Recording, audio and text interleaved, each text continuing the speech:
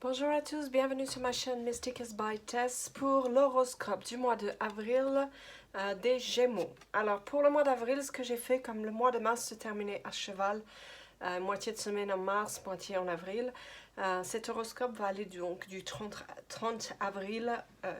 mars au 30 avril. Avant de commencer, je voulais vous remercier les Gémeaux parce que vous avez été nombreux à regarder la vidéo du mois de mars pour votre signe. Donc pareil, si vous aimez cette vidéo, si vous avez envie de commenter aussi, n'hésitez pas à me faire des commentaires. Et puis n'hésitez pas à vous abonner à ma chaîne et surtout à partager si vous pensez que ça peut être utile à d'autres personnes. Sur la première semaine, vous avez tiré la carte du renard, la carte de la femme, et la carte des nuages. Alors, ce qu'on vous dit avec cette première semaine, le renard, on dit, c'est soit la carte qui peut représenter le travail, soit ça peut être une forme d'avertissement pour vous dire qu'il y a peut-être quelqu'un d'un peu, peut-être quelqu'un de fourbe, ou qu'il faut que vous fassiez attention pour ne pas chuter. Je ne parle pas au sens physique, bien évidemment.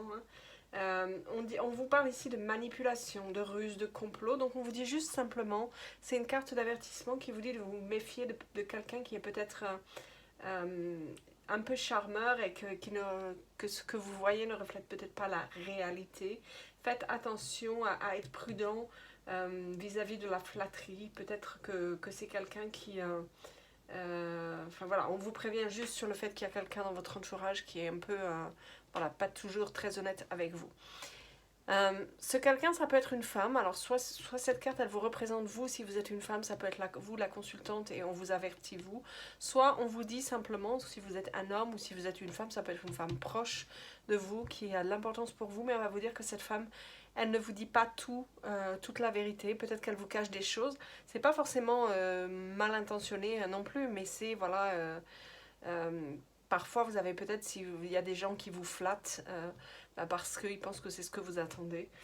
Mais en tout cas, c'est un avertissement. Quoi qu'il arrive, j'ai envie de dire, c'est pas quelque chose de très grave parce que même si vous avez la carte des nuages derrière, on dit toujours les nuages, vous voyez, les nuages sont sur la gauche et le soleil revient derrière.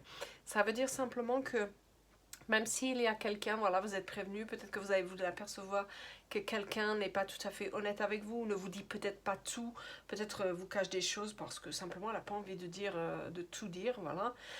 Mais quoi qu'il arrive, c'est sans importance finalement, les nuages sont là, mais le soleil revient, d'accord? C'est juste, ça va peut-être un peu vous énerver.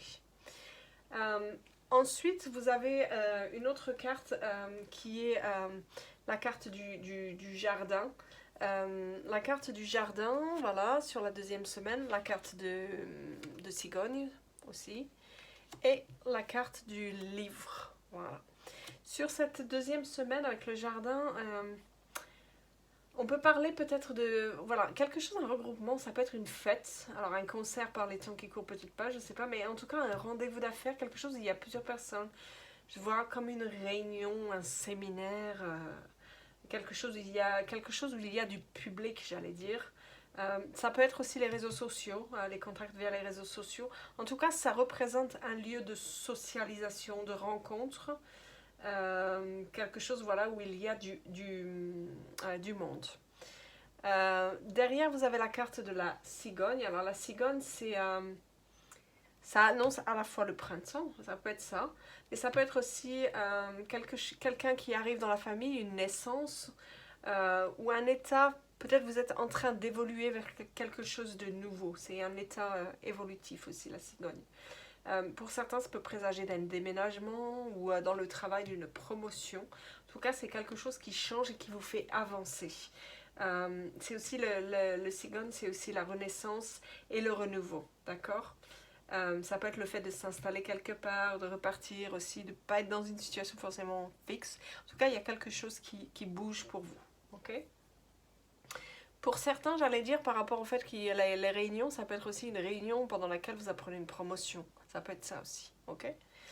Ensuite, vous avez tiré la carte du livre. Alors, le livre, c'est tout ce qui est... ça peut être la révélation de secrets, que ce soit dans la famille, dans le travail ou un autre domaine. C'est le livre, en fait, qui vous apporte la connaissance. C'est aussi tout ce qui concerne les formations, l'éducation, où vous apprenez quelque chose. Ça peut représenter aussi vos projets. Donc, peut-être pour certains, un projet de bébé aussi. On vous dit, voilà, on vous dit qu'avec cette carte-là, on vous dit que c'est important d'avoir la connaissance, de connaître les choses, de posséder le savoir. Et peut-être qu'on vous dit aussi à travers cette carte que vous avez besoin. Je pensais à tout à l'heure, je disais à certains, peut-être pour certains, il y a une réunion, un séminaire, quelque chose au cours duquel vous apprenez une promotion. Et je pense que ça va peut-être nécessiter pour certains de faire une formation pour pouvoir évoluer. Sur la 3e semaine, vous avez la carte de la femme, la carte de la faux et la carte du bouquet. La femme, ça peut être la consultante, vous, si vous êtes une femme, ça peut être quelqu'un d'important aussi, tout comme l'autre femme, simplement, vous voyez, elles n'ont pas tout à fait le même... Celle-là, elle représente plus la puissance féminine, j'allais dire. Cette carte-là, c'est la deuxième femme, c'est plus... peut-être que quelqu'un va vous envoyer un signe ou vous faire un cadeau. En tout cas, c'est une idée de partage, cette carte-là, cette femme-là. C'est l'idée de quelque chose qu'on va donner, qu'on va vous donner, enfin que vous allez recevoir. Mais en tout cas, c'est une femme qui a de l'importance dans votre jeu, que ce soit que vous soyez une femme consultante ou que ce soit, voilà, que vous soyez un homme. C'est une femme qui va partager quelque chose. Il va y avoir un signe de cette femme, un cadeau, je ne sais pas encore. Avec la faux, on vous dit attention. Il peut y avoir une blessure, alors au sens physique comme au sens émotionnel, ou parfois peut-être une décision qui est difficile à prendre. On vous dit avec la faux d'observer ce qu'il y a à côté de cette carte. Pour moi, j'ai envie de dire, c'est pas quelque chose, c'est peut-être plus une décision difficile à prendre parce que quand je regarde les deux cartes à côté, elles sont vraiment positives. Donc je pense pas que ça soit, voilà, quelque chose de négatif. On regarde la pointe vers la pointe de la faux, il y a le bouquet. Et le bouquet, on revient à ce qu'on disait tout à l'heure. Je pense que quelqu'un va vous faire un cadeau et peut-être vous inviter aussi quelque part, soit à une fête, soit voilà. Et en fait, cette carte du bouquet, en tout cas, c'est quelque chose qui va faire vraiment plaisir. Peut-être que vous allez avoir du mal, je ne sais pas pourquoi il y a cette décision difficile au milieu, parce qu'il y a cette femme qui vous envoie un signe, qui vous fait un cadeau, peut-être qu'il y a une décision difficile à prendre pour certains par rapport à cette femme, mais la carte de bouquet, c'est vraiment la carte qui vous apporte le bonheur, si vous êtes malade, c'est la carte du rétablissement, c'est tout ce qui est la joie, l'amour, la passion, l'estime de vous, c'est vraiment une carte qui a une valeur très très positive. Je pense que vous allez recevoir une invitation de la part de cette femme. Cette carte, c'est les cadeaux, tout ce qui est présent, tout ce qui est proposition. Donc, soit elle vous invite quelque part, soit elle vous fait une proposition, cette femme.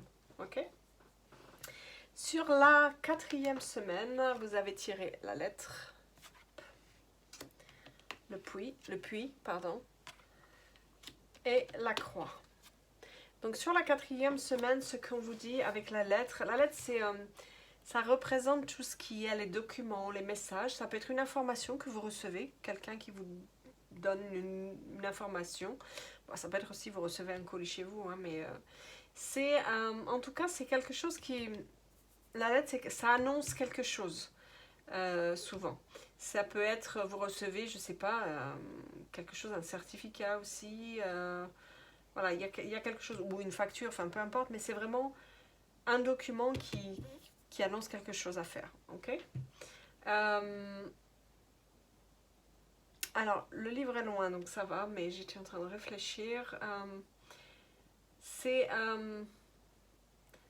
La lettre, c'est quelque chose, j'allais dire, par rapport au cavalier qui apporte des nouvelles aussi, la lettre, c'est quelque chose de plus lent. Voilà, de plus attendu, c'est pas quelque chose qui arrive rapidement. Ok. Derrière, vous avez la carte du puits. Alors, le puits, c'est... je dis toujours, c'est le puits au souhait, ça peut être les ressources, ça peut représenter la créativité, la guérison. En fait, ce qu'on dit avec le puits, c'est que peut-être vous allez prendre le temps de rentrer en introspection et d'aller un petit peu creuser ce que sont vos vœux les plus chers. Ce que ça vous dit aussi, et je vous dirai après comment j'interprète sur toute la ligne, le puits... vous dit que peut-être il y a besoin d'approfondir une question, s'il y a un sujet qui vous préoccupe, et je pense par rapport à cette nouvelle. Il y a besoin d'approfondir une question. Peut-être que vous pensez que vous avez tous les tenants et les aboutissants de l'histoire, mais en fait, on vous dit que l'histoire est peut-être un peu plus riche que ce que vous pensez. Et il est important que vous ayez tous les éléments en main.